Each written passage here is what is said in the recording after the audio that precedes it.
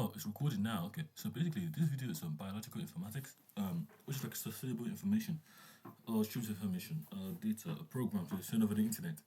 Artifact that you can, because I'm autistic, ADHD, Asperger's, and disability. Um, Basically, this one is very personal to me. It's like who is Namdi? Business ontology. What's my role? What's my purpose? What's my task? I'm gonna split into two videos, but I'm just gonna make it one. I think it's aligned with everything I'm working on anyway. If you remember the wheel initiative, the wheel good or perfect, it's basically all my initiatives are based of axioms. Like the wheel is like you are perfect, but the system's broken. So you can lose 30 pounds homeless and the customer will give you a house, under the health security 14. But you are perfect, that's the axioms of the initiatives anyway, because they are truths that are not like they're not biased. They're just there, just things that we were through, but we have to frame them, from a reference. Okay, so basically, I'm speaking to you guys if you want to join initiatives, but I don't really speak to you guys anyway. So basically, my video here. So the first initiative was the will. Now the other one I was like I did rediscovery. So who's me if I see the council 330 million pounds? I'm not poor anymore. I wear diamonds, I wear rings, but I need to build, and that's what my business Obi represents.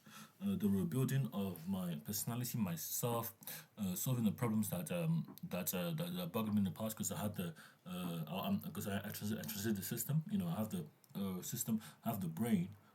Because of Mensa, 2% intelligence children. But this is kind of bioinformatics inquiry.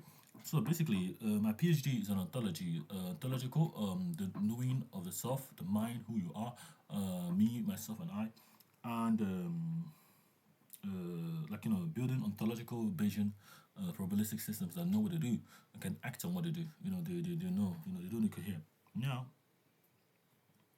we have this too. Okay, basically, this one is very important for me. So basically, so if basically if the drug into my mind, if I have the drug into my mind, I see the drug in my mind, and then I make a replica of the juggernaut from the world in my mind. That juggernaut is my metaphorical mind. How does my mind work with this information? Because if the copy of the juggernaut from the fifth fan fiction is in my head, and I see the juggernaut, but it's in my head, am I still me? I think it's kind of a problem. Because I can have all the I'm neurodivergent. I'm neurodivergent. I see everything in my head. It's me, myself, and I in my head. There's no one else there. It's just like trying to navigate systems that's kind of like imaginative.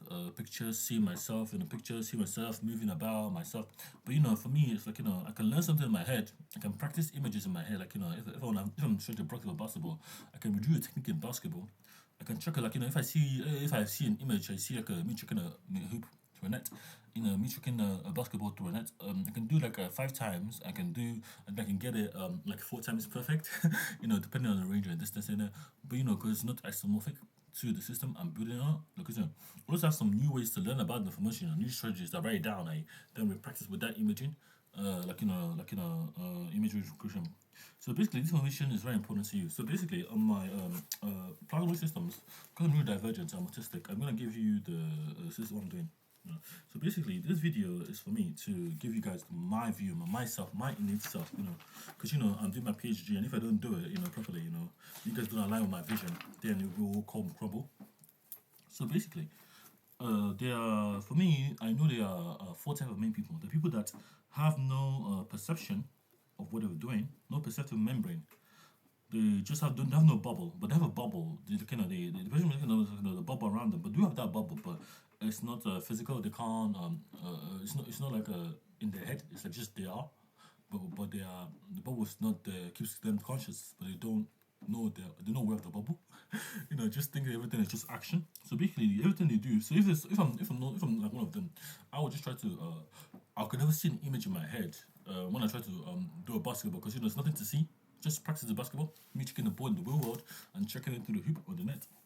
And there we go, or practicing on baseball or any sport, any activity, and I get better by documenting in the real world. There's no inner self to that outer output. There's no world I can create in my head to insight can have in my head to get that thing out faster, better, or all my epiphanies are documented in the real world. There are no bridges, but it's not for you to compare me. So basically, I am a visual monologue and an inner monologue.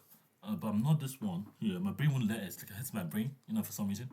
For me, my senses are, I wouldn't say they're the worst senses because I see everything around me, everything. But I see myself. I feel myself. But I have an inner self, my soul, my heart. I have a belonging. So basically, for me, I think that aliens are something like genes or something. I don't really know. But for me, I have a visual monologue, and what that means to me